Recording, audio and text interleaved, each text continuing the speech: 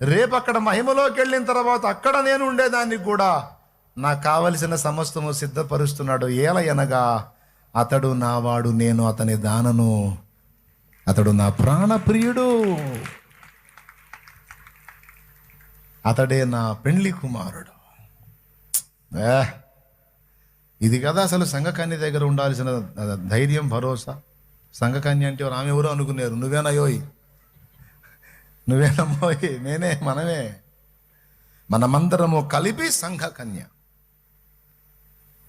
మరి ఇప్పుడు చెప్పండి, యేసయ్య ఏం చేస్తున్నాడు? ఎవరి పనిలో బిజీగా ఉన్నాడు? ఆయన సొంత పనిలో బిజీగా ఉన్నాడా? మరి ఎవరి పనిలో? భూమి మీద నీకు ఇచ్చిన ఆయుష్కాలములో ఎందు నిమిత్తం నిన్ను భూమి మీదకి పంపాడో ఆ కార్యము నీ ద్వారా సంపూర్తి చేయడానికి అందుకు కావలసిన సమస్తము రెడీ చేస్తున్నాడు. అప్పటిదాకా అమ్మ ఏం చేయాలి? ఆయన కదిలొచ్చిందాకా, కార్యం నెరవేర్చిందాకా, అన్ని ముందుకు తెచ్చిందాకా ఓపికతో ఎదురు చూడాలి.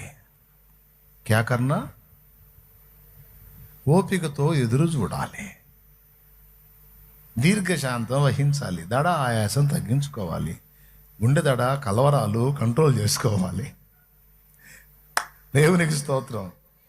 ఎప్పుడు తపన ఎక్కువ, మనకంతా తొందరే. నేను చెబుతున్నాను, కొన్నిసార్లు దేవుడు అన్నిటికంటే కూడా మనకు బాగా ఎక్కువగా నేర్పేది ఏంటంటే ఓపిక పట్టడం. అది మనకి బాగా వంట పట్టిస్తాడు, ట్రైనింగ్. నేను నిజంగా నా లైఫ్లో, విశ్వాస జీవితంలో చాలాసార్లు అది ఎదుర్కొన్నాను. నేను ఏది తొందరగా కావాలని తపన పడతానో అది అంత వెనక్కి పోయింది. నాకు ఒకసారి కాదు 100 సార్లు నేర్పాడు. ఇప్పుడు నేను తొందరపడగా అస్సలు 5లే, ఆయనే చేస్తాడు అని నా నోటితో నేను అనేటట్టు చేశాడు ఆయన.